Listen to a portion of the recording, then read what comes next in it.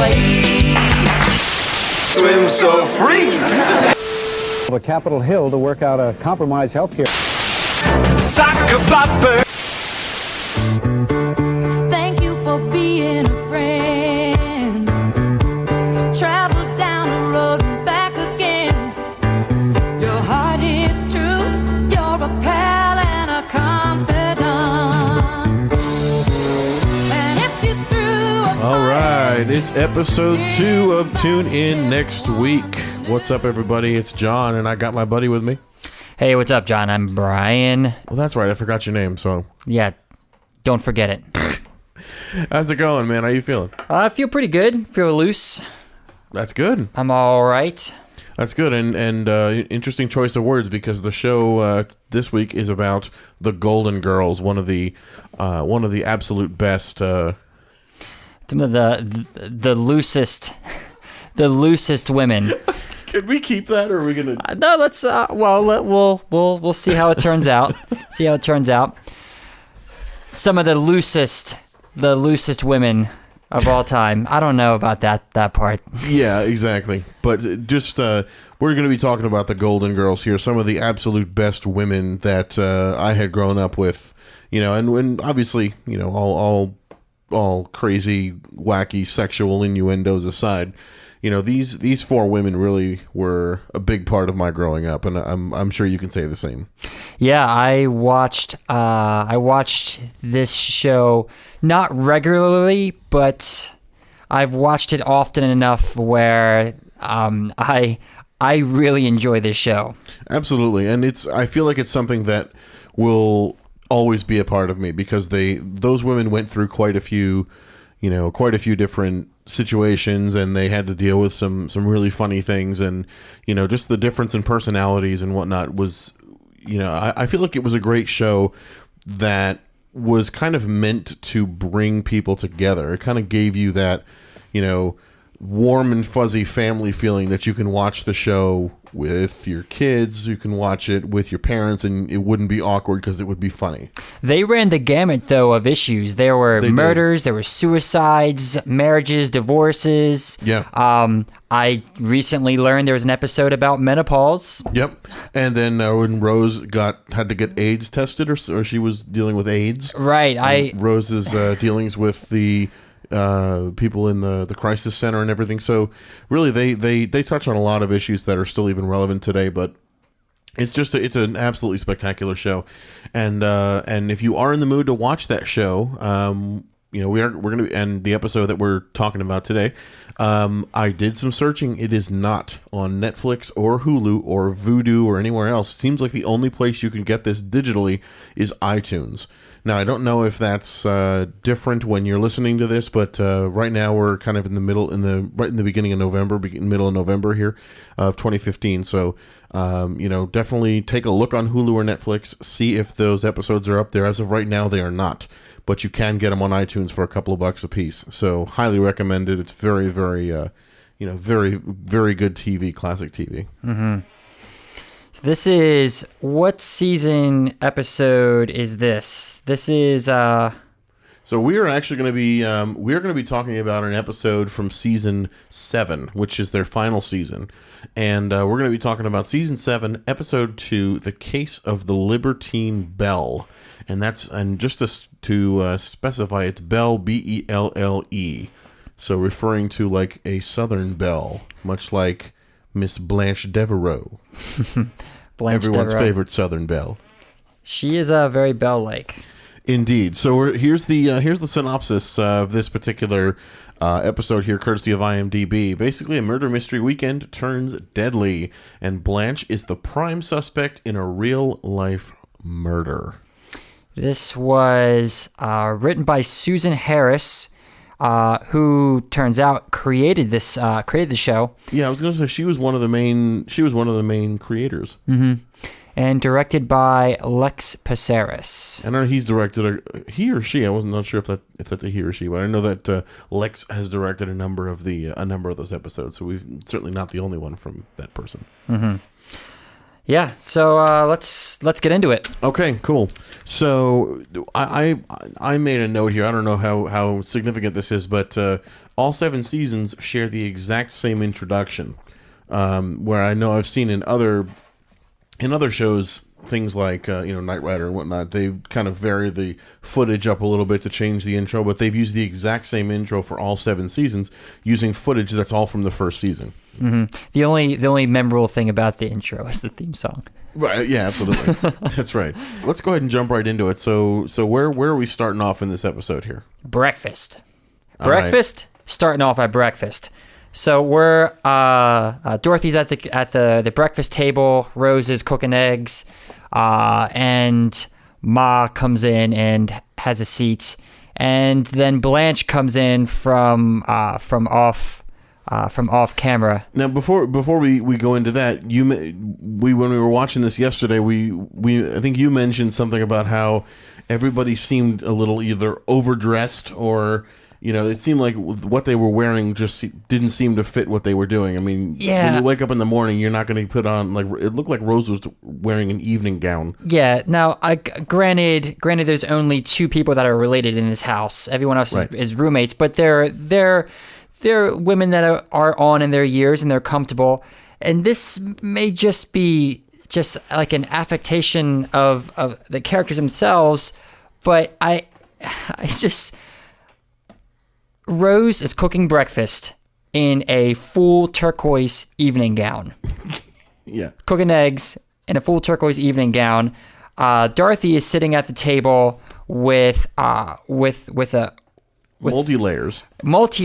A high-necked collared shirt, right, and some kind of house coat over top. Right. Ma, now, granted, I get Sophia is in her 80s, 90s, or whatever, and she's thin-skinned and doesn't have a lot of iron in her blood anymore, so she's got to bundle on the layers there. I get that, but all the other girls are wearing peculiar outfits for breakfast. Right. And then in comes Blanche from outside in the tracksuit, wearing a zippered tracksuit. And now when I say zippered tracksuit, I mean she's wearing, let's forget about the color for a moment. The top that she's wearing doesn't zip up from waist to neck. There's just like 8 zippers on it. There are literally 8 zippers on it. Zippers all over this top. Right. So then we get into a little bit of dialogue. Dorothy's just going on about, how was your night last night? Because, of course, anytime Blanche comes in during breakfast, you have to assume she's been doing something sexual the night before with some random man in Miami. Oh, and she was. The date that she was on, the guy's car broke down. So you make the best of a bad situation, bang in the car. Yeah, exactly. But now let me ask you, with Blanche's reputation being what it is, I highly doubt this guy's car ran out of gas by accident. She's just trying to cover. Well, at this point in the show, it's pretty well established that Blanche is, lack of a better word, she's a slut. Yes. Oh, yes. I mean, I think she's been referred to that by each of the women on the show as such. If I'm not mistaken, she refers to herself in. I don't think she ever calls herself a slut. No, I don't think so. But I have not. I'll be honest. I have not seen every episode, so there may be an episode where she does refer to herself as a slut, but her actions and her behavior are clearly those befitting someone of such a term. Sure. But I guess my point is, at this point in the show, with things that have happened to all the characters up to this point, she has really no reason to feel embarrassed or need to cover for herself. Of course not. What? But yeah, I agree with you. So Blanche comes out and so she announces where she's been last night. She's essentially doing the walk of shame coming in, but she has no shame because she's Blanche Devereaux and everything. And she does no wrong, and she's perfect in bed. But she's talking about her sexual exploits with whatever the guy's name was, and Dorothy basically asked her, "What did you do?" And she said, "You name it." So, you name it. You know, Anal. I wasn't going to go there. Anal. But Well, you always got to go there. I mean, you've got to at least test the waters. that's true. I mean, we are referring to the Golden Girls as loose women, so I guess you going the anal route is just to be expected, and that's... I'm yeah. not going the anal route. Blanche is going the anal route. She said you name it, so she, Yeah. we are going based on what assumptions here. Nothing is off the table. Nothing is off limits, that's right. And you're going to see that in other episodes of our podcast here as well. Nothing is off limits. So if you are easily offended, you may want to subscribe to like a, Rainbows and Unicorns podcast. Ooh. Who hosts that? I don't know. We'll find out later. Sure. Okay.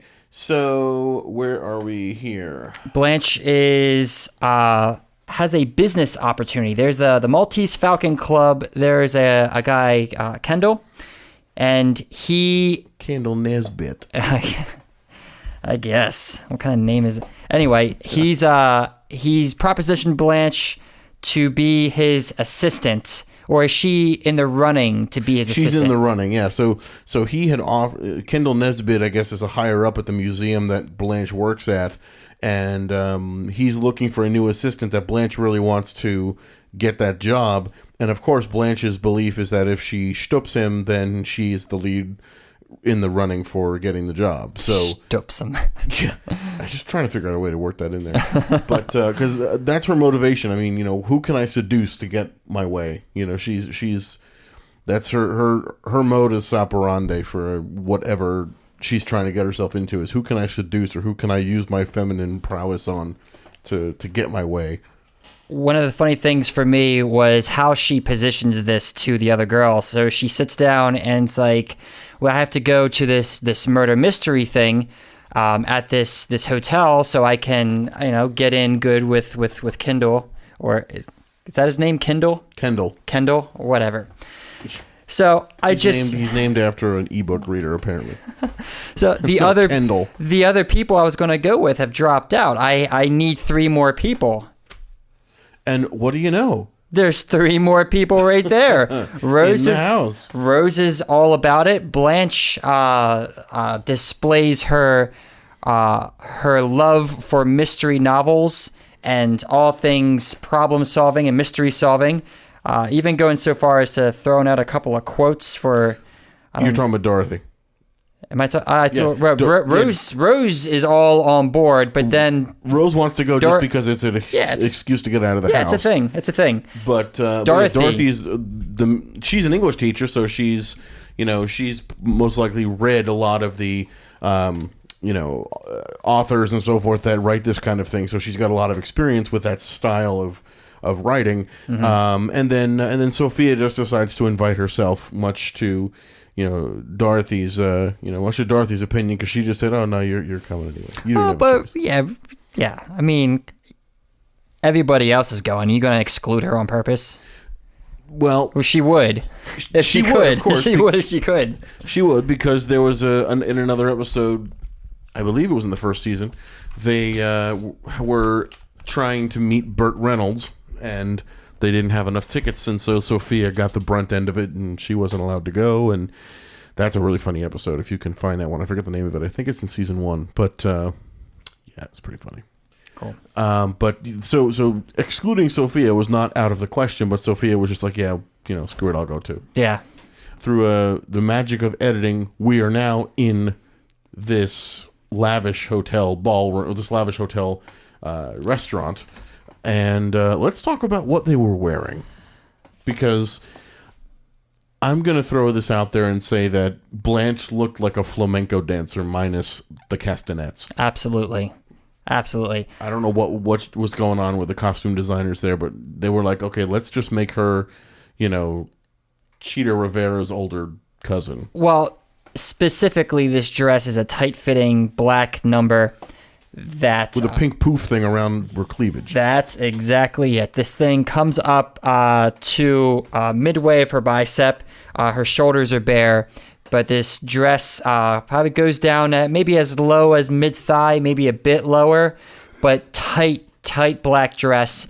and then right up at mid bicep, it's just an explosion of pink.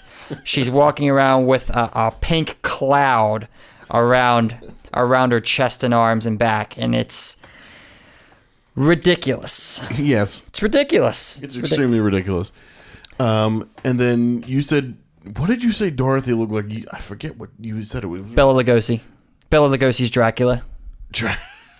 Because listen, she's wearing this another high neck collar, high collar deal with like this coat, this big coat over it with large lapels.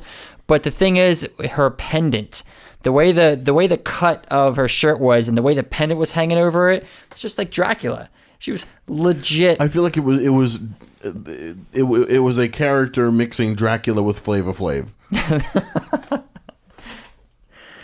Not bad. But and then of course her clothes were probably 8 sizes too big for her. Yeah, they're all long and billowy, but it seemed like was that a style back in that time period? Well, looking at everybody else around them, they were all wearing sequins. There was maybe, besides the men, of course, the women all had flashier kind of dresses with sequins and bright. I'm referring more specifically just to size. You know, like it seemed as if it was a style, or it seemed as if like Dorothy's clothes, or she specifically dressed too big for her. Like a lot of her clothing seemed to be droopy on her almost. Well, that's funny you should say that. When specifically was this aired? The air date for this was not now. September 92. September 28th, 1991. 91. Yeah. Okay. So think about it this time. You have a lot of the rap hip hop cultures happening. Like this is around the time of MC Hammer, Vanilla Ice, where they were wearing big billowy clothes, pants, yeah. Things like that.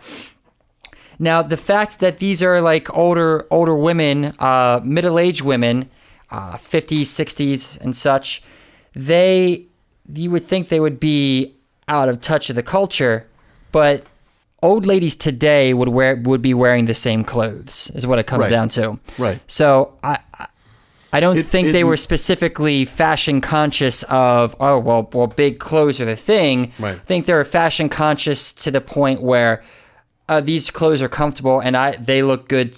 They look good on me. I like them. Sure. Okay. Yeah, that's fair. That's fair. We can leave it at that. Yeah. Okay. So moving on. So everyone's at this place. Dorothy looks like Dracula with Flava Flav influence kind of thing. And then Sophia's wearing this black sequined thing, which I thought didn't make any sense. She's here for a funeral. Right, but she knows what's up. She was there for like Donna Summer's funeral, or like she was. I feel like she was there for a disco funeral because it was, a very sequined black outfit. Mm-hmm. But she wore black in the entire episode, like you mentioned that the other day. Black was her color. Her color palette was very dark, very subdued in this episode. One thing that really. Well, so the girls are all mingling around. Rose, right off the bat, comes up and spots an actor, or at least it's done like tongue in cheek, like it's a joke. Turns out later, Rose spot on. Rose can spot the actors, but they're all mingling around. They sit down at the table, and then Blanche and Dorothy go back and forth. Very, very funny, sharp, fast-paced jokes. Okay, things are kind of starting at this murder mystery weekend there, and now Rose was able to pick out one of the people that Rose was trying to pick out whether she can figure out if the person was a guest of the murder mystery thing or an actor, and she nailed one of them. Well, that's the thing. It was presented in the show like as an aside. Oh, this is Rose being Rose, but it's funny to me that it turned out to be spot on. Right, and I mean, and it was one of the. Well, I don't want to give that away, but it was one of the only things she got right, or one of the only things that she was like astute with. True. True. Because I love Rose, but she's a little slow on the uptake. Very ditzy. Very ditzy. Yeah. Lovable, though. Completely lovable. Absolutely lovable. And, you know, I have to say, it's so sad that Betty White's the only one still living. Yeah. You know, and, you know, I found this funny, too. Estelle Getty was the oldest character on the show, but the youngest actress. What do you mean? Estelle Getty was the youngest of the Golden Girls. But she was the oldest on the show, correct. quote unquote. She was the oldest character. Sophia was the oldest character, but they put a lot of makeup on her to make her look older. Wow, I didn't know that. Yep, she was actually the youngest of all of them. I don't know what the ages were specifically, but I know that I do remember hearing some little bit of trivia that Estelle Getty was actually the youngest of the four. Huh. Yep. Check that out. And there was we talked a little bit about sort of the off-screen relationships. Right. You know, and we were kind of comparing them to some other sort of duos like the Mythbusters. You know, those guys are not like friends in real life, but they work well together on screen. Because I thought a friend of mine was saying this. I read this somewhere. I can't remember what my source is for this, but I seem to recall hearing that they were not close, or they were difficult, or there were issues with working together on screen. But you would never know it because the chemistry between them was fantastic. Right. Off screen, hated each other, probably didn't spoke to each other as little as possible, but on screen, just that's what I've heard. Tight. That's what I've heard. But if anyone listening to this, if you guys know more about what B, Rue, Estelle, and Betty were like off screen, you know, I'd love to hear about it. So feel free to reach out to us on our Tumblr page or tweet us or anything. So murder happens right on cue. Yep. And almost expectedly. Well, of course. I mean, it is a murder mystery weekend. Everybody knows what they're getting into. And the show's only 20 minutes also, so it's like they can't really keep you waiting for too long. Yeah. So the murder happens. Husband and wife. Actually, the groom was marrying. He was like 80-something years old, marrying a 20-some-year-old. 20-some-year-old. Is she a model or something? Woman, I guess. So they're both murdered.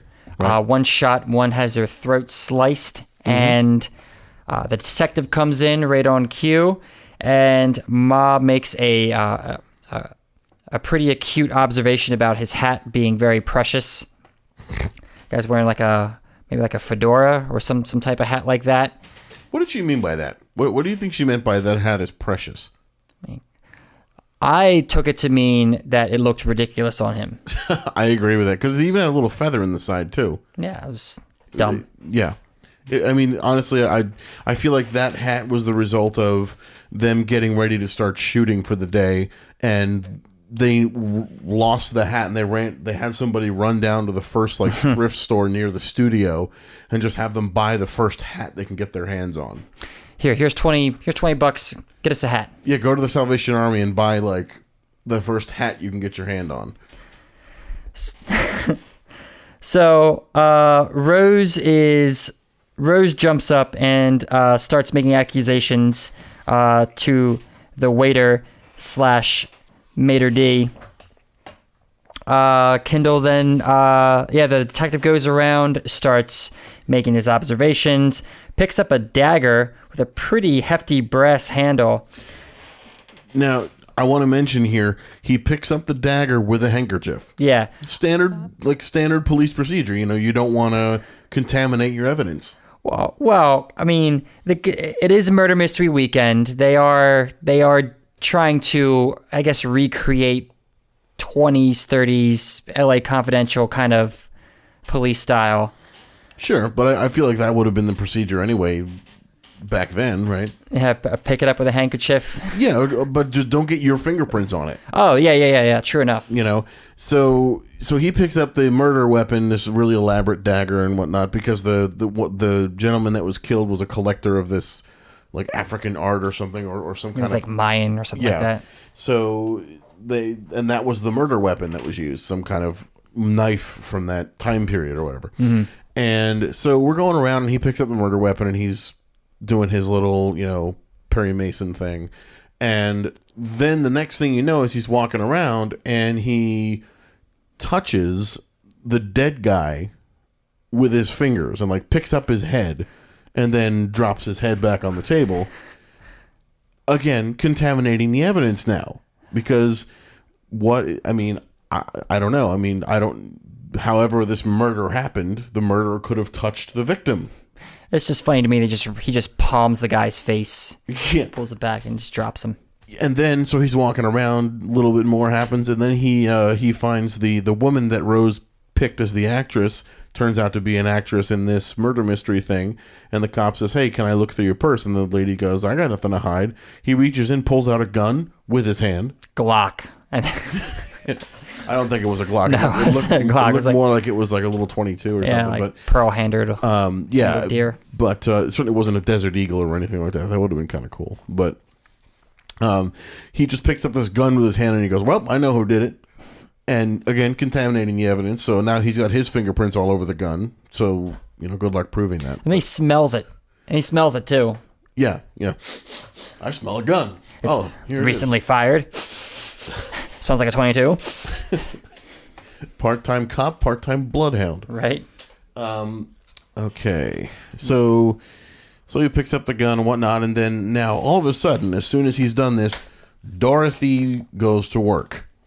Well, Because she rebuts everything the cop says. Dorothy does go to work, but not before Rose stands up and says more ditzy things. And this is really not so much that Rose is not dumb. She's not very bright naturally, but she's not dumb. She's just more innocent. Right, exactly. So she's and they use that in the show for comedic purposes, of course. But Rose, I feel, sometimes gets a bad rap as being real dumb when she's not real dumb. Yeah. Just real innocent. Yeah, exactly. I mean, because she grew up in a little town in the Midwest in St. Olaf. Yeah. And what was funny was the cop picked that out right away. As soon as she started speaking, the cop looks at her and goes, "St. Olaf?" Everybody picks it out. Yeah. Exactly. So, so Dorothy winds up starting to do her thing. She solves the murder, lickety split without any sort of effort, and gives a very theatrical recount of what happened and so forth, and then everyone is like, "Oh, that's great, wonderful, fantastic." And then you're thinking that the murder mystery thing is over, which in my mind, if I went to that and that the murder mystery lasted like 8 minutes, I'd be pissed. I would not think that I had gotten my money's worth. She was very descriptive in that description also. Descriptive description. Blah.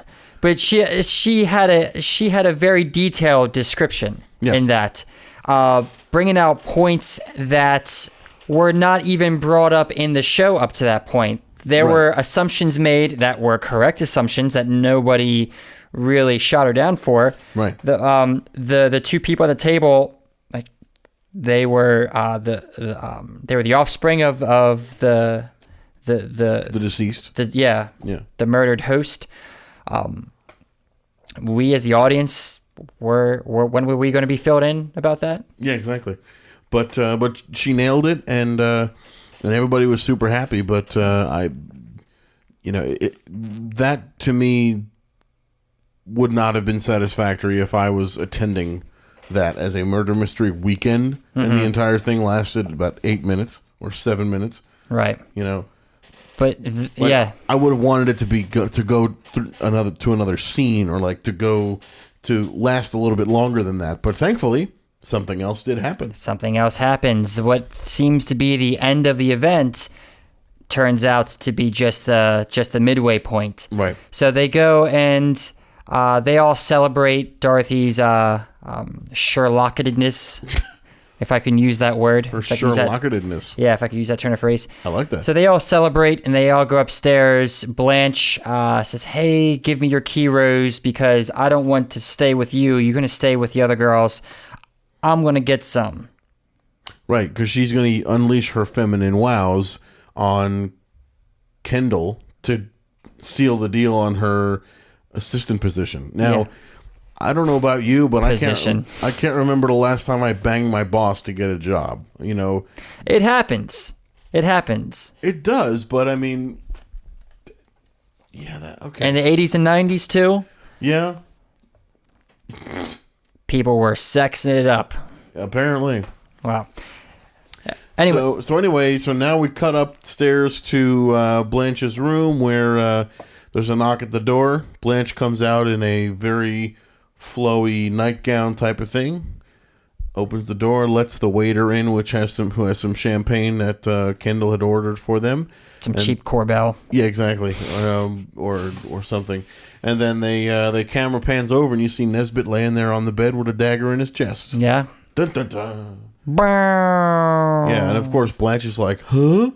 Because everybody thinks that the event is over with, and now they're just staying in their hotel rooms and everything. So now obviously the plot thickens, and everybody's starting to treat this like a real murder. Mm-hmm. And Dorothy comes running in with the other girls, and of course Sophia has her purse, because Sophia will never be seen without her purse. Right. This is the middle of the night. I'm to presume this is the middle of the night because everybody's in their night clothes. Again, they hadn't gone to bed yet, so I would think maybe it's like 10 or 11.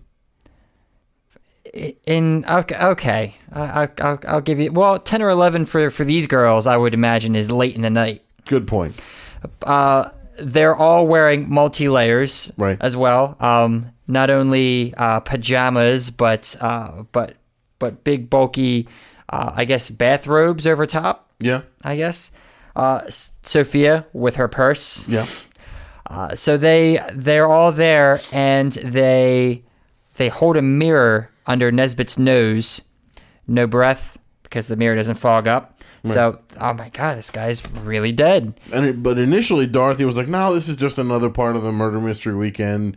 Murder mystery thing. It's all fake. Blah blah blah." But then she does the mirror test, and she's like, he's actually dead." Mm-hmm. Oh crap! And now then when we come back, it's the four of them. Oh no! Then the cop the actual cop shows up, and basically just tells Blanche to her face, "You are a prime suspect," and then walks out the door. You go to jail. Yeah, which of course makes Blanche freak out beyond belief. I mean, with good reason. Of course, yeah. I mean, I wouldn't want. I do not want to go to jail. I would never want to go to jail, and women's prisons are just as bad as men's prisons, so I would imagine it's no more of a picnic for them as it would be for a man. But I would certainly be freaking out if I was given that news. Well, that was the joke. Blanche thought she was going to a men's prison, and then they told her, "No, you're going to a women's prison," and then she freaked out. Right. I mean, Blanche going to a men's prison would be a smorgasbord. It'd be like a buffet line. It's like just a forest of penises. I'm gonna go cell block A tomorrow night and cell block B tomorrow night, the night after that. So they go downstairs. I guess, is it the next morning when they finally go downstairs? Yes. Yes, it is. Yeah, because they're all dressed, and Sophia's back in black. Yeah. The detective, I guess, because the guy that found the body last night was hotel security. Right. This is the legit police here. Right. Now at the hotel. Who looked a lot like Ray Liotta. It was, in my heart, it was Ray Liotta. With a Spanish accent, though. Well, yeah. Because the guy had a pretty thick Spanish, Latin accent. So I mean, Ray Liotta's a terrific actor, John. True. But wouldn't he be like 14 when this show was out? Maybe. Maybe not. Anyway, so the Ray Liotta look, I mean... Then again, I mean, because last week we were talking about Robert De Niro owning the club that Michael Knight was going to, so we're going to be name dropping. We're going to work through the Goodfellas. Yeah, we're going to be name dropping, celebrities that had nothing to do with these shows. So, just bear with us here. No, bear with me. Sure, it's all your fault. So this is a repeat. It's a literal repeat of what had happened the night before with the. What had happened was with the original murder mystery, how that happened. This is a repeat of that, except this time Blanche and the girls are directly involved rather than being spectators. Right, and this guy Nesbitt was murdered. Yes. So someone they know was killed. Dorothy does her thing, her Sherlockness. She does her thing again, and through the other. There's another woman who is in the running, quote unquote, in the running to be Kendall's assistant, and it turns out she's the one that precipitated all of this. Right, because you find out that the whole reason Kendall was going to see Blanche was to let her down easy and let her know that the other assistant had gotten the job. Mm-hmm. Here's what doesn't make sense, though. Why would the other assistant have killed the boss that just hired her and gave her the job? Right? That doesn't add up. No. I mean, I get the jealousy and all, but I mean, they were together. She said that they were lovers also. And the fact that, well, maybe she was in a blind, jealous rage that, all right, yeah, I got the job, but you're in Blanche's room? Right. Yeah. You gotta die. Yeah, so not only was she stooping him, but she wanted to be working for him too. Right. Yep, craziness. So that happens. It all comes to light. She pulls out a snub nose, like a Derringer or something. Yeah, like some little revolver gun, and the cop, deflects the bullet up. And this is another clear indication of how Hollywood gets it wrong in terms of shooting guns inside.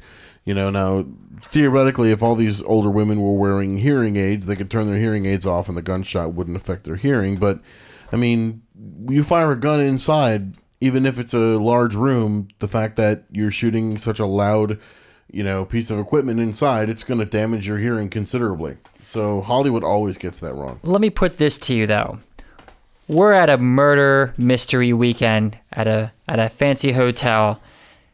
Yeah. This is obviously, after the fact, of course, we figured this out. Yes. Not a real gun.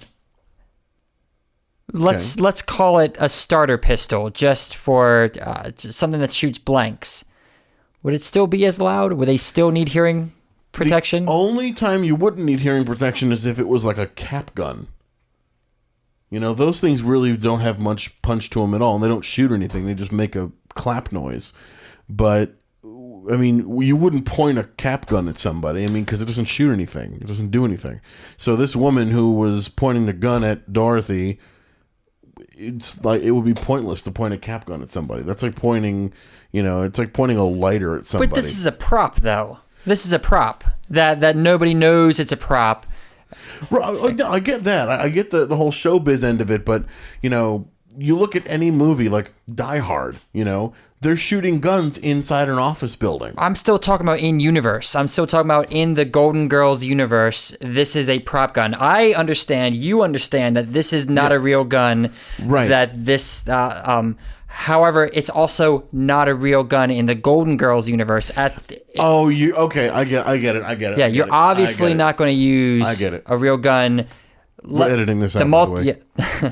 The Maltese Falcon is obviously not going to use a real gun. Sure. They are obviously not going to... Would they use a gun so they don't damage their guests' ears? Would they use... They might use a cap gun. Right. Or something like that. But I get that. That makes sense. All right. That makes sense. Because, just for clarification, I always get up in arms when Hollywood... completely breaks the rule of no hearing protection, shooting a gun inside. Like Die Hard, for example, just so many gunshots happen in elevator shafts or whatever. Your hearing would be so screwed. But obviously in Hollywood, you can shoot a gun inside and be completely fine. It's all just rainbows and daisies. So, but anyway, so Dorothy saves the day again. Everything is great. Then Kendall walks down the stairs and says, hey, well, no reason to arrest anybody. I'm perfectly fine. He's alive. So everyone and everybody else was in on it. Hey, everybody, I'm not dead. Yeah, exactly. So that was that's really the end of the show, and one of the last lines in the show is they're saying, well, no crime has been committed, so everybody's free to go and blah blah blah, and then you see Sophia trying to take her purse out because she supposedly didn't steal any silverware, but she can't pick up her purse. Now it's 20 pounds heavier. Yeah, exactly. But I mean, with that little purse, it looks like it's made of wicker. I doubt the thing would even be able to hold all that silverware. She'd pull it up in the bottom and fall out. Yeah, exactly. But so all in all, great episode. Yeah. Really, really funny. Great funny moments in there. It's a great one-off episode. Yeah, absolutely, because it shows that interplay between the different characters, and you can kind of get a sense for who each character is. So if you've never seen an episode of the Golden Girls before, please crawl out from the rock you've been hiding under and watch more of them. But if this is the first episode that you watch, it's a great one to watch because it's really funny, and you really don't have to. You can go into it not knowing who all the girls are, and still get a great laugh out of it, and still really enjoy it. So now we do want to talk about something called tropes. Now, if you're unfamiliar with tropes, Brian, just give us a definition. What is a trope, and how do they fall into our show here? So they are a trope is a recurring theme, or it's a convention or a device that is commonly found in literary works, TV shows, movies, books, music, that kind of thing. Okay. For our purposes, we're speaking about TV tropes, things that can be found in common through multiple shows, multiple episodes. Recurring themes is really what it comes down to. Okay. So now, have you been able to? Do you have any for this particular episode or this particular series? Well, pulling from tvtropes.com, there is a ton. There are a ton of tropes to really comb through. But some of the ones that really relates to this episode in particular is harkening back to the breakfast scene where we have the four girl ensemble. You have Blanche. Blanche is the sexy one. You have the quote unquote the mannish one, or it's usually deadpan snarker. That's going to be Dorothy. You have the sweet naive girl, Rose, and then you have Team Mom, which is going to be Ma, Sophia. Yeah. This is really when Blanche is like, I just need 3 more people to do this. I happen to have you 3 girls here. Let's do this together. So this is really a trope where the gang always sticks together. The gang always does everything together, and they all typically have their roles to play. Right. Rose being the naive one, Ma being the team leader, and then so on and so forth. Speaking of Rose in particular, I mean, we've been talking about this through the whole episode. Rose is literally her role is a sweet ditzy character. That is her defining characteristic. Right. But she's very, very lovable as well. You can see examples of this through other shows. Parks and Recreation. Chris Pratt. Chris Pratt his role is the ditz. Even though he's more oafish and lovable, he fills a similar role in that show that Rose fills in the Golden Girls. Interesting. I had never seen. I have not seen an episode of Parks and Rec, but I know that I've seen Chris Pratt in movies, and he's like, he's a muscular, built-up guy. Oh, he is now. Oh, okay. So in there, he was kind of like a lanky whatever. In Parks and Rec, he was a little heavier. Okay. More oafish. Okay. More kind of dumb, but very lovable, very funny. Hugely popular. He was only supposed to last just 1 season in that show, but he was so good in it that they kept him on for the entire series. That's cool. Yeah. In the show Community, Jillian Jacobs, who plays Britta, also fills a similar role that Rose plays in Golden Girls. ditzy. Of course, she has other defining characteristics, but in the sense of this particular trope, that's the role that she fills. Cool. All right. Anything else? Got one more for you. Yeah. Dorothy's eagle-eyedness in this episode, where she is literally looking around her, picking up all of the details and laying everything out there. That itself is is similar to other characters in other shows, such as Psych, CSI. There's also the other Law and Order. Law and Order show has this trope as well, where you have a character that kind of picks everything apart, pulls it all together, and presents it to the audience and to the other characters. This particular episode, this murder mystery episode, there's an episode of Saved by the Bell that literally we have to look into this to see which one came out first. Right. But it's almost identical, where the murder mystery happens and everyone thinks, oh, everybody wins. This was fun. But then the murder mystery people turn it around and they place it on Zach, similar to how they, after Dorothy solves everything, they turn it around and repin it on Blanche. So it's not really the end of the episode. For sure, man. Well, hey, I think that's going to just about do it for this episode of Tune In Next Week. Thanks for checking us out. Definitely visit our website, tunein-nextweek.tumblr.com, or reach out to us on Twitter at tunein_nextweek. And to sing us out here, we're going to have Christina Aguilera pretending to be Shakira from The Tonight Show starring Jimmy Fallon. Thanks again for checking us out. We'll see you guys next time, and don't forget to tune in next week. Thank you for being a friend. Travel down the road and back again. Your heart is true, you're a pal and a confidant.